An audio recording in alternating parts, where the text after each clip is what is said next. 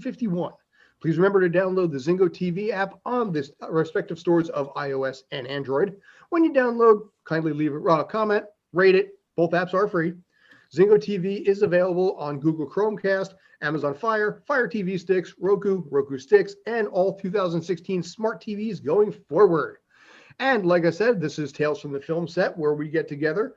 Jasmine and I have over 20 years of experience in the film industry, working alongside every A-list celebrity, B-list celebrity, Z-list celebrity, which I'm proud to say for probably a day and a half, I actually qualified as one, telling you every story that we've seen, every oddity, good, bad, and ugly. So, Miss Jasmine, how you doing today? I'm doing good. You know, it's like the weather's changing here in New York, which means we'll probably start shooting for winter, something that's something unbearable. As soon as it's 80 degrees, somehow everyone's shooting for winter, and you need to wear your warmest fur, and, you're dying. But quite frankly, I'll do that any day over the summer, shooting for summer in February. So absolutely. Looking forward to it. Take what you can get right now. This is a nice time of year. So when it is like 40 degrees or 30 degrees, you're like, all right, it's an anomaly, not a regularity. So yes. So we got a lot to cover today. I had the experience of meeting Adam Scott for the first time the other day. Adam Scott is probably best known for Parks and Recreation as Ben, Krampus as well. Has done a bunch of other stuff along the right there. He's currently working a TV series right now called Severance on Apple Plus, being directed mostly by Ben Stiller and someone else along the way too. So we'll maybe talk a little bit about that. We'll probably talk a little bit today about probably our top 5 coolest people that we've ever worked with. I may tweak it a little bit on my side. Sorry, Jasmine, I didn't tell you this. To the top 5 coolest directors I've ever had to take direction from. If we don't get to that today, we may do that next week.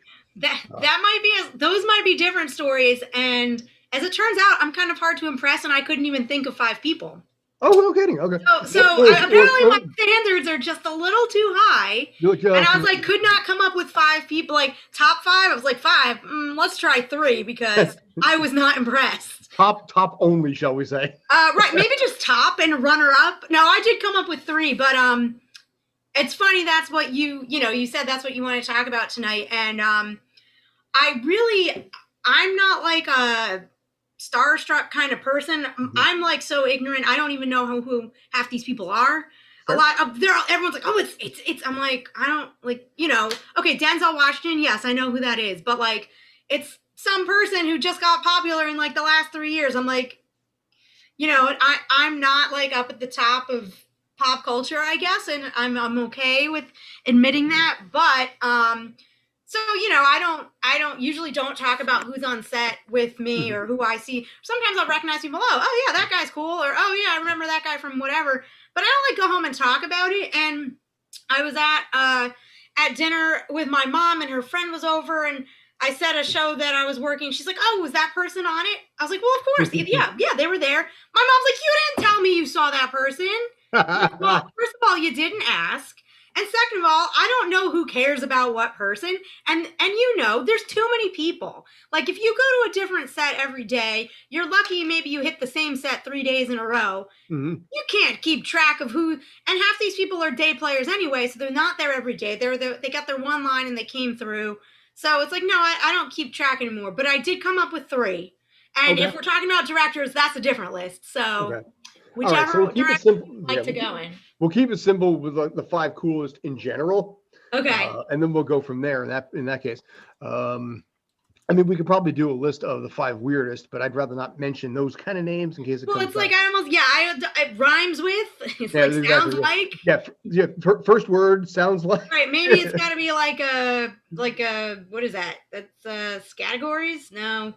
Pictionary. Not Pictionary. No, what's the one? Yep, that's pretty bad. The one where you're not allowed to say what it is, but you got to show it. Exactly. Well, yeah. Charades.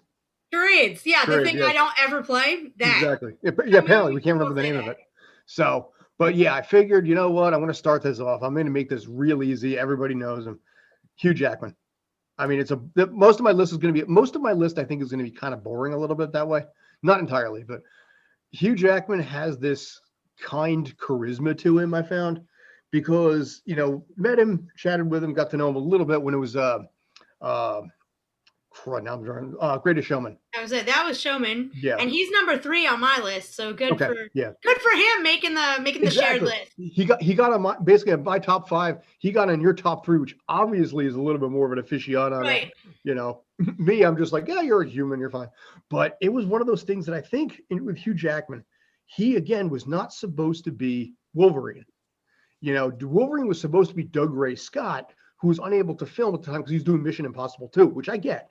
You know, you had Mission Impossible 1, huge Tom Cruise franchise, and you got this unknown comic book series about a bunch of mutants and one guy who has knives sticking out of his hands. I'm bastardizing the phraseology of X-Men here, but from a non-comic book standpoint, that's probably how a lot of people saw it. So in his case, at the time, it was the right call for Doug Ray Scott. Now at this point, people are like, what the heck has he done lately? Meanwhile, Hugh Jackman, on the other hand, you know, X-Men in every iteration, a ton of different movies. Obviously, Greatest Showman we just talked about. Well, he fell into a strange category where not somehow, he had been on Broadway, but he hits up the Marvel universe, right? But then he's also in all the musicals. Yes. Which is like bizarre. There aren't a ton of actors that will do that much action and then also do all the singing and dancing. It's usually kind of niche. But I think his big movie break was Les Mis, right? When he was pretty well established by Les Mis. As far as singing. Go. As far as musical movies, absolutely yes. Yeah, and then Showman came along and it kind of like, I think, let's put it this way, Les Mis was like the entry, was like the gateway drug into the musicals, but that was like a hardcore musical. Showman is make a music video. It's basically what Greatest Showman was. And I worked on the very last day of it. I stood in for one of his daughters, actually. Okay, yeah. I don't know if I didn't see you there, but geez, it was dark and there was a million people. It was an overnight. I was there for a lot of it, a lot of the overnights too. I think a lot of that movie was shot at night. And we got paid well though. Yeah, well, you know, we were in, for people who know Williamsburg well, there's across from Peter Luger, the Peter Luger Steakhouse. If you haven't been, I recommend going once. You don't need to go twice. Once is enough. There's a building that looks like a bank, but it's not a bank. It's an event space. It's a bank that's been converted to like a wedding venue, and it's a very popular place for holding. And if they film in there all the time, so they were using the outside of the bank as the train station when he comes back off the train before he finds out his place is on fire. Is that the first or the second I remember time the two, down? Well, so we're just stand-ins are just sitting on a chair, you know, inside the bank, but there's not really light. Like we're all just on our phones. We all just look up and Hugh Jackman's just sitting with the rest of the second team. I'm like, wait, and you know, you hit that moment where you're like, wait, if first team's in here, then what am I like? You should never be in the same place at the same time. It's like, if first team's inside, then I should probably be outside. But like, no, they're just taking a break. He went up to every single person, said, hey, how are you doing? How's your night going? And then he ate in catering with us, which quite honestly, like that's kind of the measure. Like how naturally do people interact with background? Apparently, Eduardo has something to say. Yes, apparently Eduardo's saying some stuff over there. So how you doing, sir? He has something to say about it. Somehow he got unmuted. But I feel like that's like really the way you calibrate something. So anyway, we're gonna have to talk over this right now. I mean, I have no problem yelling over him, but I don't think he realizes we can. I don't think you realize. Oh wait, no. Oh, you got it. Okay. Thank you. Yeah, I feel like it's like how often do they interact with background? Because really, like we're just moving props. Like we're not second team. Okay. Sometimes not even moving. Right. Well, yeah. And second team is like part of the crew if you're there all the time. But if you're just there for the day, like they don't need to talk to you. But like that's just the kind of guy he is. He wants everyone to feel like we're doing the same work. And at the end of the day, we are doing the same work. They're just making a lot more money than we are. Oh, yeah. But like, you know, all right. So Hugh Jackman's your number one, huh? All right. Well, he's not the number one. Oh, but do you not have like ranks? It's just I didn't really put a rank order. I just kind of went with what I felt was right. And I figured, let me start with the known and then work my way to the more obscure. Okay. So I figured keep it simple. Started off with, like I said, no offense, a boring name. You're like, oh yeah, okay, fine. I do understand where you're coming from because a lot of people, you know, anytime you go any place, you're kind of like, oh, well, what movies have you done? And this was something that I had mentioned on the Sports Den earlier, because we had a creator of a YouTube channel with 3.6 million subscribers. So everywhere he goes, every event, it's always talking about this channel. And I extended the possibility of like, would you want to talk about something else? And in his case, he wanted the chance to talk Formula One because he never gets the opportunity.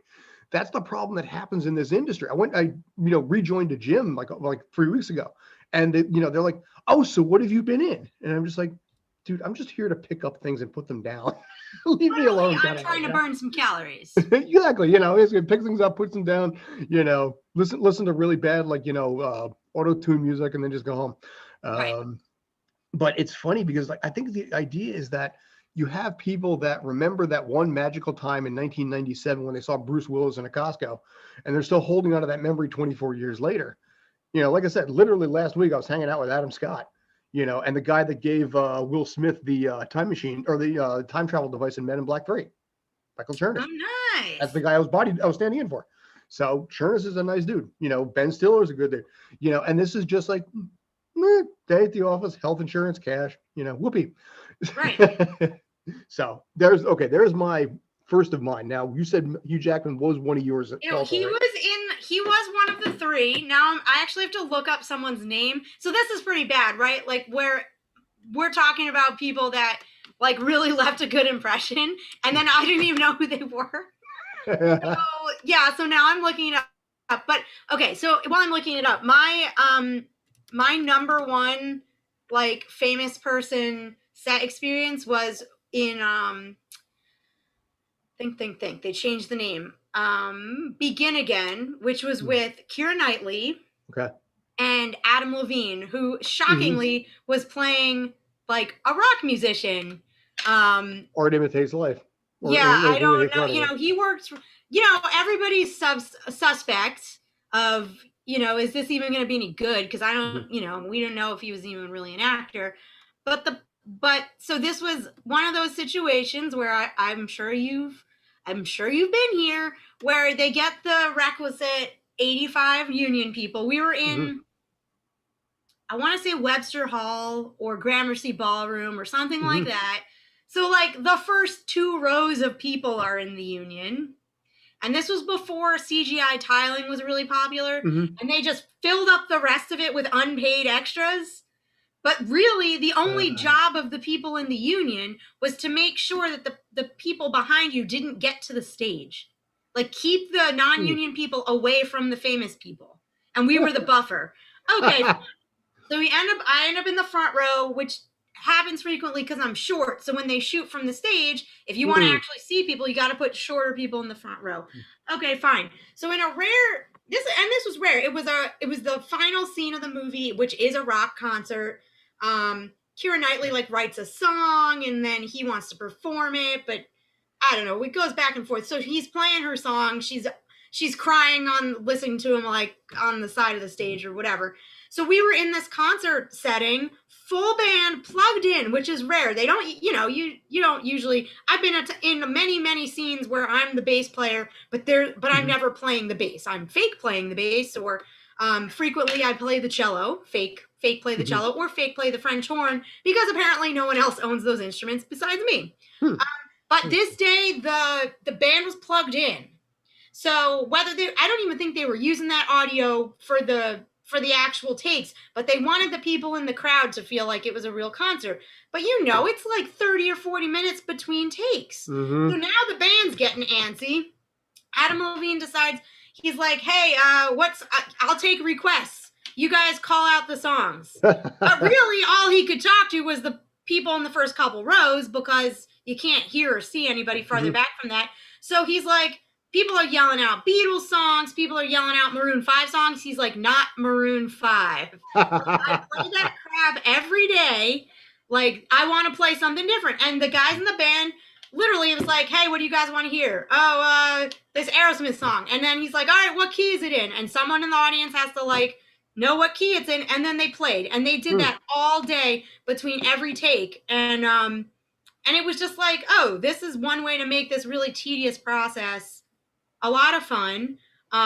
The fact that he's even, you know, he could have just gone and sat down. I don't know where the stand-in was. There was no, I mean, I'm sure they were there, but that stand-in did not come on the stage once. That he stood there with his guitar at the microphone for the whole day, except for lunch when we all went out. I think that was also the day there was some sort of non-union raffle for the end to keep. They got like a raffle ticket, and to make sure they come back after lunch, there's an after lunch raffle. It was for like a 42-inch TV or something. They raffle some good stuff on those things. But I'm like, well, how would you get it home? Like, can you imagine you have your suitcase because you don't know what you're supposed to wear. You got your set bag, and then you're like carting this giant TV. So G-train to the L to the 1. Right. I'm like, right. So I'm like, well, I didn't get a raffle ticket. I won't worry about it. So that was, as far as like real down to earth doing what you want to do. Like that was a cool night. And so that took the number 1 spot for sure. Nice. Okay. All right. So we got 2 of yours down already now at this point. Yeah. So that's a damn good story. I like that. I had no idea you had that. I'm kind of jealous. You know. I ended up, the only thing close to that I had was, Bon Jovi singing the same song over and over ad nauseum for New Year's Eve, which was nice the first time, but after the 85th time, it's like, I don't even know if I want to hear him sing the first time. So yeah. In a similar situation, I have to go with Jennifer Aniston, number 2. Oh geez, I don't even know if I was in the union yet, but what was the movie with Vince Vaughn one, right? Vince Vaughn. Yeah. It was Bounty Hunters or something. That was one of them. Yeah, there was a couple of the 2 of them. It was Bounty Hunters, and we were at, where's the racetrack? Empire Racetrack. Is that in Yonkers? I think that's in Yonkers. And it's there were like 200 or 300 people. Like they wanted it to seem like it was race day at the track. And it's this wide shot where she comes running from like some rolling hill 300 yards from the racetrack, and it's all one shot. So, lucky me, I end up deep where she starts, right? But now it's just me and her. There's no one there. There's not a PA. I think there's like someone cutting the grass who doesn't even know we're like shooting a movie. And we're just like, so now I'm like, okay, well, this is awkward, right? You're just standing within 6 or 3 feet of someone, and you can't just not say anything. Like, you got to at least say, hey, how's it going? But in the meantime, there was this goose that may or may not have had rabies. And this goose was chasing us around, me and Jennifer Aniston. And it was the most bizarre day of work. Like, I didn't even see a camera. Like, she started running from back there. Maybe there was a crane shot that you could see like a speck. And then ultimately she ends up in the trunk of the car. So that was a long day. But yeah, it was just me and Jennifer Aniston and like a goose that had a problem. And that was like, I remember it being real hot, and it was just like, I don't even know where her makeup, like there were no last looks. There was nothing. It was like, where's her water bottle? Like, it was bizarre that it was just like, they left her, hung her out there to dry with the rest of us. Well, except it was just me. So that was cool. Hugh Jackman, number 3, and close number 4. I just looked up his name. God Friended Me. The main guy in God Friended Me, I believe, is Brandon Michael Hall. Okay. And I think this is like one of his first jobs, right? Like he hasn't really had lunch. He's number 1 on the call sheet.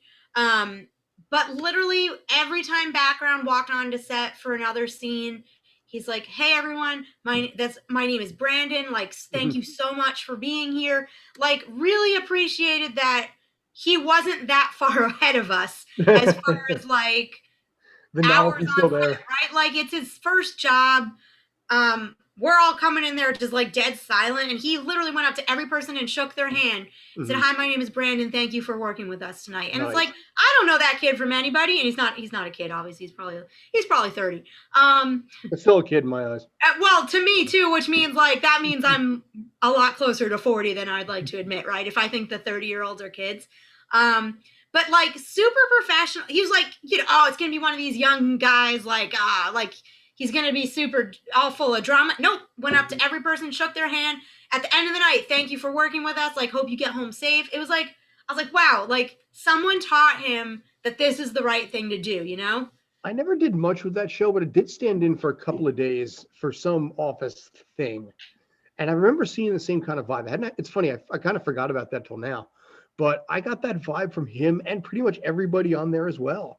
They were just enjoying what they had. They probably kind of knew that it was going to be like a 2 year short run. It was a building block. Oh, right. I haven't seen. Did that even come back after COVID or was done? No, it actually, they decided to end the series after 2 seasons. Oh, well, all right. I watched one episode. Mm-hmm. That's it. But it was more enjoyable to work on the episode than to watch it. Let me put it that way. Well, in my case, as bad as this was, and I literally got asked this by a camera the other day, I don't usually watch a lot of TV. I don't either. In my particular case, and this is a terrible thing to say working in the industry, I am so psychologically susceptible to literally everything I watch. And this has been something ever since I was like a 5-year-old kid. My parents wouldn't let me watch Challenge of the Super Friends because they thought I'd act like Batman.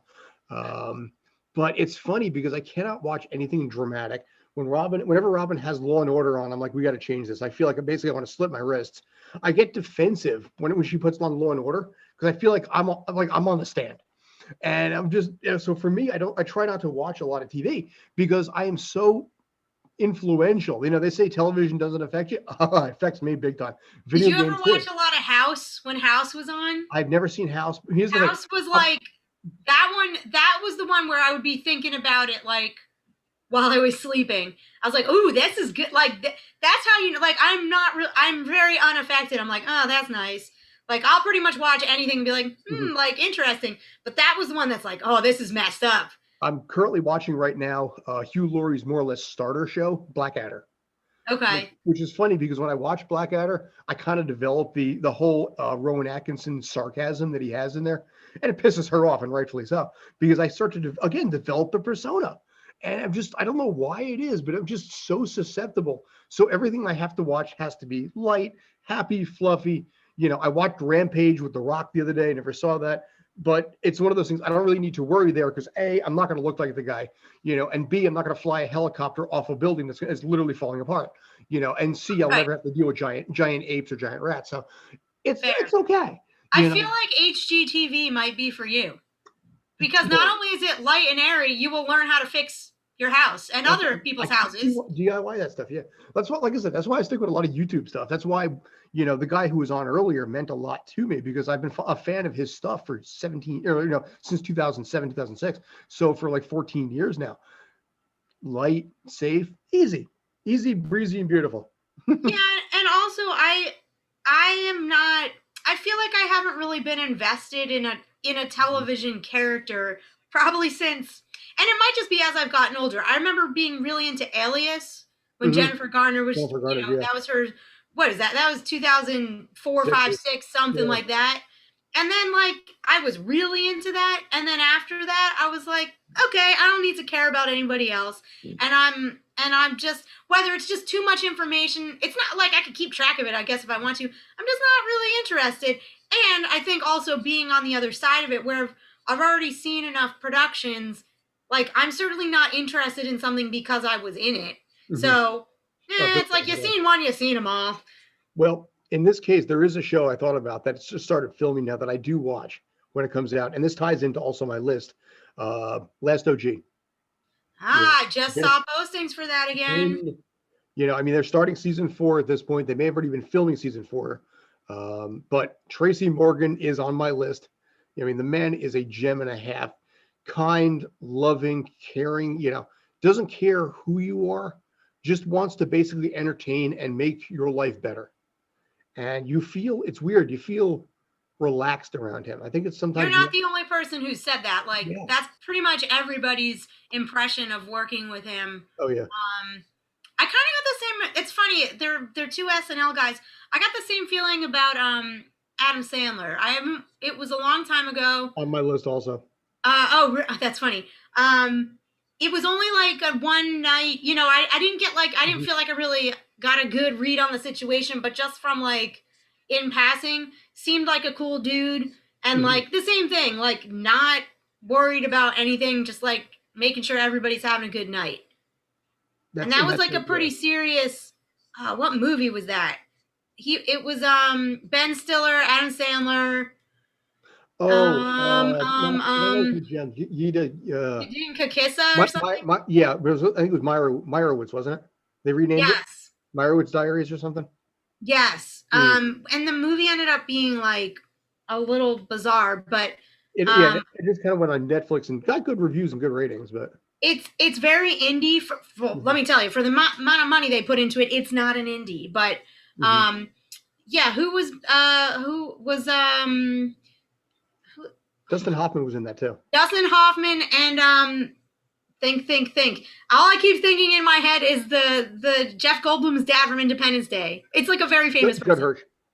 Yes. Judd Hirsch, yeah. Oh my God. Like those four guys all night, just ridiculous. And it was two matching overnights at the Met. No, it was at MoMA. And yeah, those were good nights. That was actually, those were spring break nights. I remember having the week off from school so I could do 2 in a row. And that was like a cool group of people. But it seems like the SNL people, they've been through the ringer on SNL. And they're like, I did a little bit of 30 Rock, like the last season it was on. But I didn't really get to work with Tina Fey. But kind of the same vibe, like very relaxed. Which, of course, that SNL vibe kind of carries down to Kimmy Schmidt and now Girls Five Eva, where it has that, that whole Tina Fey, Robert Carlock kind of a thing going on, where they wherever they do, it just works, and it just, the same crew works from one to the next, and it's, you get the same, comedic vibe, same, basically the same basic humor too. So 30 Rock humor, Kimmy Schmidt humor, that is also in my wheelhouse. Verbal humor, burps and fart jokes. No, she likes that. Not my thing. I couldn't have told. How would I have known that? We were talking about vomit last time. I would have thought for sure you're the burps and the farts joke guy. I'm not. I mean, I don't know. I mean, like I said, I like word humor. I like, that's part of the reason. I think it's just smarter, right? Like low hanging fruit versus like. Right. Well, you can always make funny noises and people will laugh at it. Like that's too easy, right? I feel like you need to come up with something better than that. And I hear you there. I was always a Mel Brooks fan. So like I didn't really get into it until Robin Hood Men in Tights because I was young. But then I went back and watched, History of the World Part 1 and what were the Spaceballs, Blazing Saddles. Yeah, and I'm like, oh, this is funny. But some of it's very dry, but some of it's all just like play, all very wordy humor, which I enjoy. So, I don't know if we'll get another movie out of Mel Brooks. He's just on an interview with Rob Reiner. One of all of them, amazingly and depressingly enough, he's still the last one. But right. So, and he had done real well with his with music. He had 2 musicals in the last 20 years that ran forever on Broadway. So that was kind of where his creative energy was going. But Young Frankenstein, the musical, worked, which I was surprised by. I didn't think it would. Well, the people they cast in that were like, it was still funny. It was almost verbatim what they did on screen, and it worked. It was so funny that it didn't matter that that they were doing it live every night. A couple extra songs here and there to stretch it out a little bit longer, but it was worth it. Still worked. Awesome. Yeah. So, all right. So who else you got? All right. We'll get to that in a sec. We're about 30 minutes in. So quick shout out here. Find us always on Twitter at Filmset Tales and also on Facebook at Tales from the Film Set. This is Tales from the Film Set, where we're talking about, in this case, the top 5 best people that we've ever actually interacted with on set, taking direction from, things like that. I'm leaving the director ones out. I'll probably do that another week. So this is just really specifically just actors, actresses in that reign. Next one on the list, Russell Crowe. A name that has some question to it. South Park, also from the episode they did called Fighting Around the World. He's a little bit of an abrasive dude, but he's got that Australian persona that makes you just want to just hang out and drink with him. I remember I was standing in on something, and it was him and basically when he's doing the Roger Ailes documentary with our mini series with Naomi Watts, and I was sitting there and forgetting the fact that this dude is dressed up in full makeup and looking like he's like 280 pounds. He was such a nice, personable guy. I didn't want to go home. I just wanted to chill because Russell Crowe has this vibrancy and this energy about him, like I said, that you'd want to hang out with him, not to talk about the industry, but to talk about sports. I could totally see that guy hanging out, watching basically Australian rules football, watching soccer, watching, baseball, whatever it is, and just being the kind of guy to just chill on the couch with a pizza and a beer. And I was really kind of sad when I left because I figured I might not recapture that moment with the man again. And it, like I said, it bummed me out some. I told Robin about it when I got back, and I'm just like, I don't want. I'm really hoping I go back so I can hang out with the guy. Ask him on a mandate. I think it's hard for people to remember sometimes that yes, these people are worth millions of dollars, but at the end of the day, they don't want to talk about camera angles all day and they got to do a million billion press junkets they ask the same 10 questions over and over again. It's like nobody actually wants to talk about that. That's just part of their contract is they have to talk about it when someone asks them in an interview. They do actually do real people things. I mean, I don't know how many of them still drive their own cars, but they certainly have enough money to have cool cars and they have whatever their hobbies are and whatever they do on the weekends when we're not filming. And it's like, yeah, if you're lucky enough to somehow, it's so hard, right? Because it's like, yeah, you could just start talking to them, but you're really not supposed to. But if it's like, well, you're there and something comes up, then it's like, yeah, why not? It's weird. As general rule, background and even stand-ins, like you said, are not supposed to talk to first teamers. I've reached a point where, depending on who it is, I don't care. I'm fortunate enough in this point to have a decent enough resume, between the press kit, between the other stuff at this point, that I can basically cover myself if someone has a problem with it, because I'm fortunate because the resume is not the average BG resume. So I can kind of come, look at it from a different perspective here where, okay, not to try and recruit them on the shows or anything like that, but to kind of treat them like a little bit wedge the gap a little bit there. I said, with Adam Scott, again, cool dude. I can hold a conversation with. I'm not intimidated by it. I'll be honest, the guy I had earlier today, I was very nervous in that. I was less nervous for conversations with Russell Crowe, Adam Sandler, and people like that than I was with the YouTuber 4 hours ago. That's a weird thing. Right. But also it's also like a level of comfort, right? Like you're in a familiar set environment. There's not much room for anyone to go anywhere. So you're kind of just stuck with everybody. And that to me is like a great time to strike up a conversation. You can't go anywhere else, right? Yeah. Like we're all stuck here till they call the wrap for the day. So here we are, let's make the best of it. I tell you what, the best people to talk, the best first teamers to talk to are the kids because they don't know any better. So usually if I'm standing, as long as the parents are okay with it though. That's the and their parents are like playing with their phone on the somewhere where they're not paying attention. But like if it's ever going to be like, oh, I'm going to go sit with some first teamers, I'll go sit with the kids that I'm standing in for because they don't know the difference. They haven't figured out that it's like, oh, you don't talk to the stand-ins. And so that to me, that's like, I can just ask them a million questions and they'll babble on for the rest of the time. And it's like entertaining. And actually I talk to a lot of the kids' parents when the kids are working and, they're filming and we're all just standing around. And it's bizarre to me how many of them just sort of ended up there. But they don't know a lot of the union rules. They don't know a lot of the rules about having them go to school.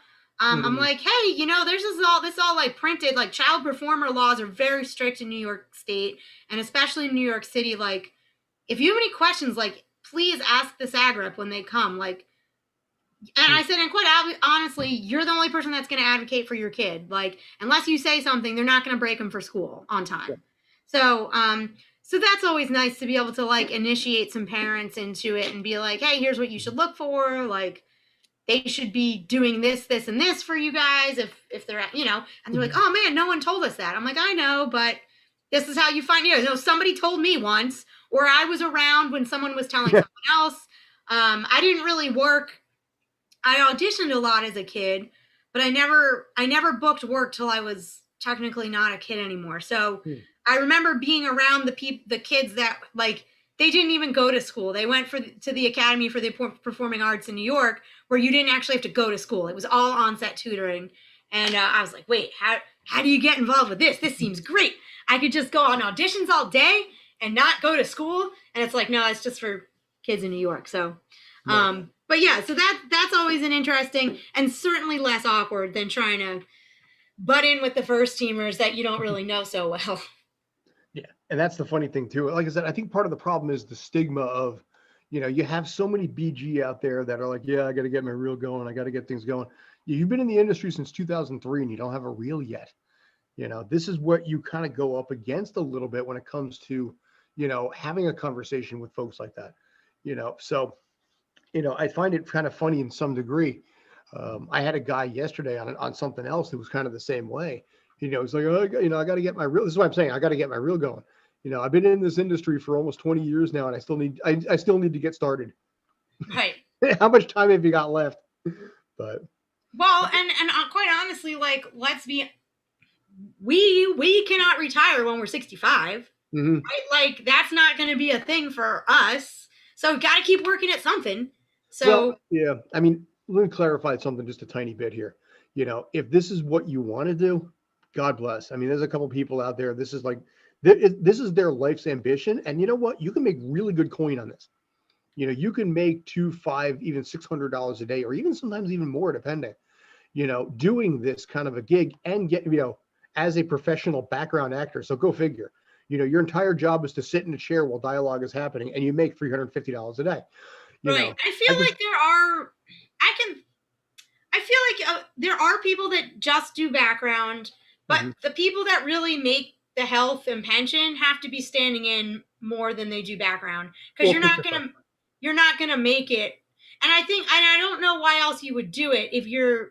I mean, I guess if you really love it, right? But if you're not trying to get vested in the pension system, which you should, if you're going to put that much time into it, then it's like, well, there's a lot of other things you could be doing for long clips at a time. And I think what people don't realize is like, yeah, you're not doing anything all day, but you physically have to be there until they release you. And there are not many jobs where you could likely expect to be there for 14 hours before you know when you can go home. Not even working for a restaurant. Like, even if, oh, yeah, well, it got busy and I had to stay. Yeah, but are they going to make you stay for 14 hours? No, the place will be closed. Yeah, like you said, in this case, you usually know at 7 o'clock you're going to be done. Right, and it really takes a toll on your, it really takes a toll on your lifestyle. You have to, you can't make plans during the weeknights.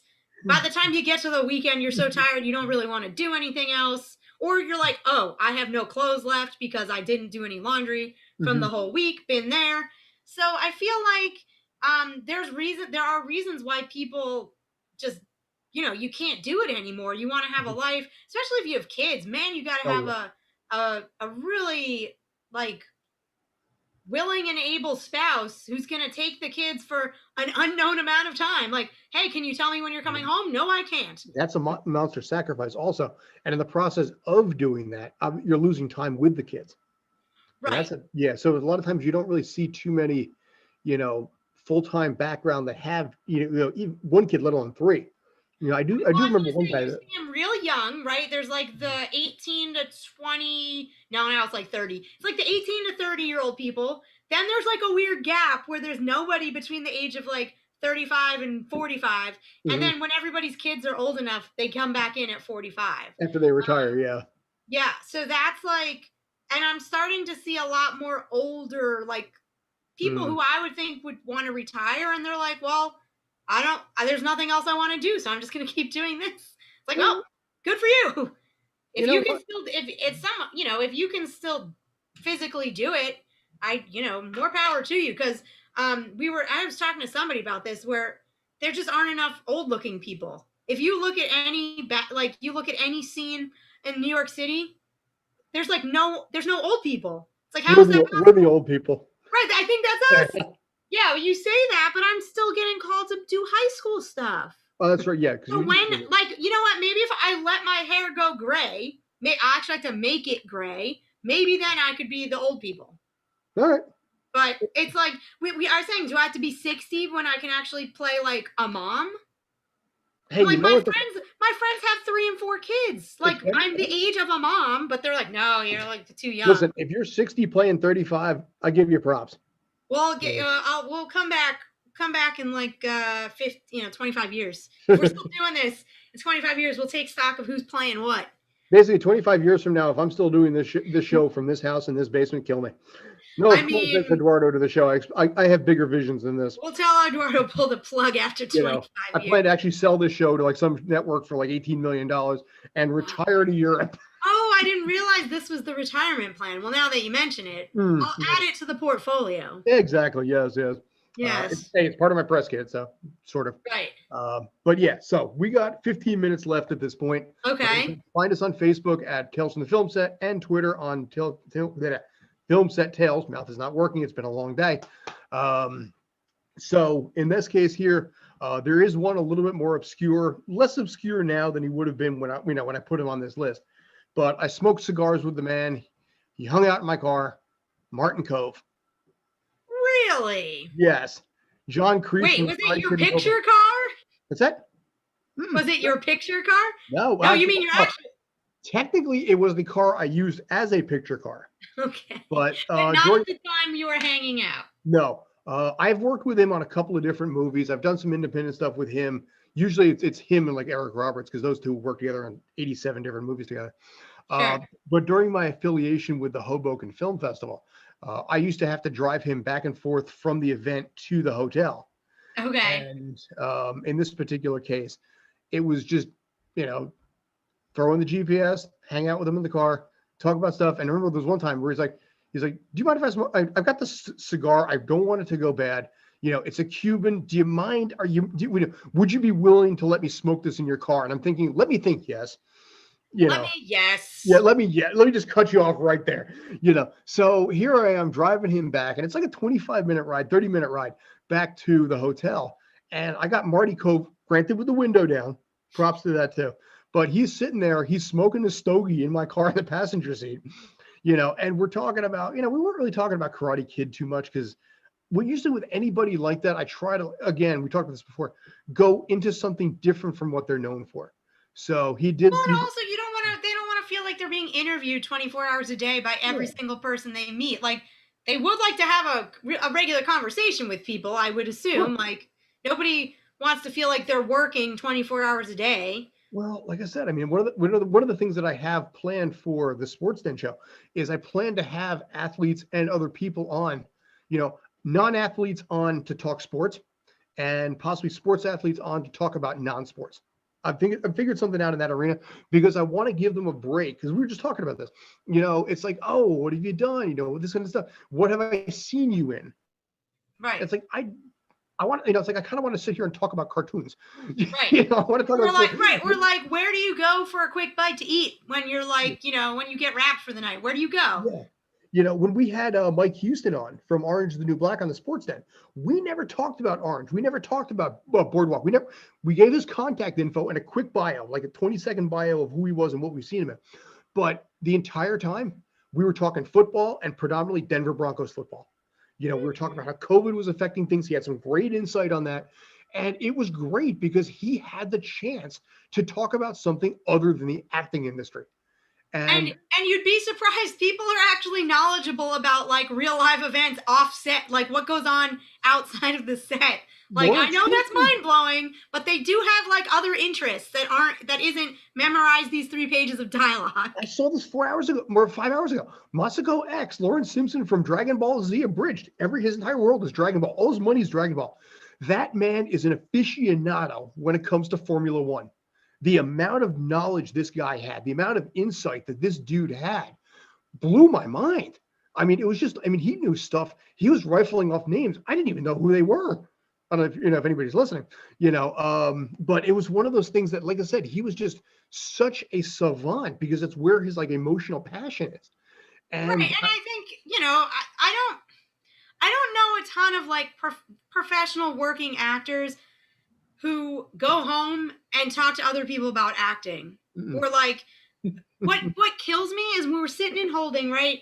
And you got all the freshly graduated film students from wherever, and somehow they decided this is the best way was to get onto set, was to do background. Okay, fine. But then they're going on and on about like all the technical aspects of, well, I think they should have shot. What were they doing? They should have been doing this guy, like, I don't care. I was not hired to choose the angles for this, for today's, like, shot list. That's not my job. My job is literally to sit or stand wherever they say to stand or sit, and don't move until they tell me to move. Like, but that to me is always bizarre. Like, I'm always so happy I can find someone who wants to talk about real estate, or maybe they have another job that's like bizarre that, or that's like their first time doing background. That's a good one. You find the person, it's their first day, which means they're probably non-union. They have no idea what's coming to them. But, that's more interesting to me than to talk about, like, the specifics of the lighting and, what time of day we shot this. It's like, dude, I don't care. And some people are really into that, but, like, not while we're sitting there. And no, I actually don't. In martial arts, they refer to that as a yellow belt. Someone who knows just enough, that makes them dangerous, but not in the good kind of dangerous. Right. Well, mostly dangerous to themselves. Like, they're going to injure themselves. Yeah. And that's the funny thing, where it's like you have just enough knowledge to think you're good at it. Forgetting the fact that these people have been doing this, for years in this industry on things that have 70, 100, $200 million movie budgets. Well, and also I think what people don't realize is that, maybe what you're talking about would have been, like, aesthetically more pleasing, but there are so many factors, mostly money, right? It's all about time and how quickly is it going to take you to light this. If you can't light it in 20 minutes, we're not doing it that way. And like, it sucks that's actually something we were talking a couple weeks ago about. My half brother graduated from Rutgers last year with a digital film degree, it was a new program. So it was a new program that Rutgers started when he started undergrad. So he was one of the first students into the program. And I was really surprised that he was, like, into film, because he never talked about, like, making films or watching films or like that. Just, he wasn't one of those people that talked about the technical aspects of it. And when his first couple years, I worked in a lot of his films because he didn't know a lot of people on campus. The deal at Rutgers is that you have to use, you're supposed to use all the other film students in your program as your actors, so they can all see, like, what's going on. But there's, like, no women, right? So they're all dudes in the program, and if you need a woman, like, you got to go find someone else. Okay. So, like, for the first year, I was like, yeah, sure, I'll, like, help you out. But I didn't, and to me, I'm not, like, a technical filmmaker. I don't feel like I know anything about it, but in helping him just try to set up these shoots where they're just little shorts, and I'm like, hey man, like, why are you doing this shot? He's like, well, because it looks nice. I'm like, yeah, but it has to, is it somebody's, like, it has to move the thing along. Is it somebody's point of view? Are you trying to show what someone else is looking at? Are you trying to look at someone's reaction? Because if you're not doing any of these things, then don't bother with this shot. It's going to take us 2 hours to set up. You're not going to be able to use it. And he's like, oh, yeah, I didn't really consider that. And I was like, oh, I didn't really consider that until I went to go make a film with him. And I was like, oh, there's a lot more decisions that need to be made based on, like, budget, timing. Maybe you only have the space for a couple hours or whatever. And decisions like that have been made. The background dude who just started working background has no idea, like, you know, you got your UPM is, like, on your back all the time about the money and the schedule. And it's just like, it's a major project management job. And just a lot of small decisions have to be made quickly. So just thinking about the mechanics of why you're shooting something. You look at something like Blue Bloods or Law and Order SVU, they crank them out so fast because they have the same formula for every episode. And they're not even stressed out about it. Like, they just go in there and do the same type of thing every day. They get out rather early compared to some other sets. And it's because, you know what? They do it the same way every time. They're not messing around. Hey, this worked for, I mean, how many years has SVU been on? 22, I think. I was going to say almost 25. You know, it works. So I think that's even after Law and Order itself. Right. When SVU was the spinoff. Yeah. Which, you're at 31, I think you're at overall 31 years at this point of some iteration happening. Right. Well, The and new I one's remember coming when next week. people from the original Law and Order were passing away. You know, that's probably 10 years ago already. Yeah, Lenny Briscoe's character, whatever. Well, Lenny Briscoe, whatever the actor is, And the guy who was on Broadway a bunch too. There was like the two main guys. You know, they were old by the time 25 years had gone by, and they had still been on the show. So there are legacy shows that know what they're doing, but it's like, hey, sometimes you got to just move you got to move the story along. It's not like, yeah, if it happens to look cool while you do it, great. Sure.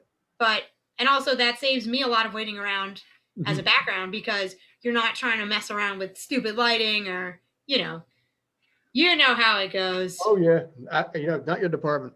So we got about 4 minutes left at this point. We got to wrap this up relatively forthwithly, if that's such a word. I'm gonna say yes. Forthwithly. I'm going to say that one. See if that works. Find us always on Twitter at Film Set Tales, and also on Facebook at Tales from the Film Set, where we sit there and we talk about all the weird people we've dealt with, all the weird stories that we've had. Next week, like I said, I think we're going to either do 5 directors, that we remember stories about, that we've worked with firsthand, that have given us instructions, or I'm going to see, basically, we haven't had a guest on for a couple of weeks. I may have actually swing that direction. I haven't decided yet. I'm going to figure this one out. So I'll definitely have that answer sometime by 8 p.m. on next Tuesday for you. So I'll get that answer. Because I'll be in LA next Tuesday. Nice. So if it works out, I'll try to get on. That'd be like dinner time ish. But my brother just had his first child, and cool. We're going out to see a little baby Bloch. So yeah, so I might be joining you from LA if it works out. And I hope Stats is clearing his health insurance so he can come back and join us. What I'll do is, actually, it's good that you told me this up front. I can work on hosts in the meantime. I'll get that resolved on the back end. That should be relatively easy, I would think. Any final thoughts, young Ms.? No, although I was thinking about what was some other like bizarre top 5s that are like kind of off the beaten track. But top 5 stunts that basically you've seen or dealt with that went south. That one I can give you a top 20. Right? Maybe like top 5 scenes ruined by random people cutting through. Because that happens very well. It depends on the experience level of your PAs. It shouldn't happen, but somehow there's always just like a random person. That glitch in the matrix where you see the same person twice. Right. Well, and it's always like, not even that. It's like, it's a period piece and someone's like walking through with their cell phone because they just walked. Nobody stopped them and they just walked through. And it's like, oh, well, this take was crap. Like, can't use that. Or that guy that was in the Mandalorian season 2 where you just see some crew guy in a t-shirt, like on the bridge next to Mando. I mean, it's like, how do you let that go through? I kind of feel like that was on purpose. Like somebody knew and left it. Here's the thing. I don't think Mandalorian needed that. They say any press is good press, but I don't think Mandalorian even needed that kind of press per se. It's kind of like the coffee cup in Game of Thrones. You're like, really? Hey. Right, that's exactly right. Well, so maybe it's the same person. We didn't look that deep into work. Right. It's like, well, they leave a trail wherever they go. So that's going to do it for us. We've got the 1 minute signal over there. I'll probably see a 30-second any second now. Like I said, this has been Tales from the Film Set. We sit here, we talk about all the stories that we've dealt with. Any stories that you want us to regale, Lord knows we've got them at this point. For Jasmine Bloch-Krempels, amazing charismatic person that you are, congratulations to your brother, by the way. Thank you. I'm Scott Churchson. We will see you next week with more weird, bizarre stories. My brother's calling. You can't see him. Cool. Mazel tov. Worked out. Yes. Anyway, have a great night. Have a great night, day. guys.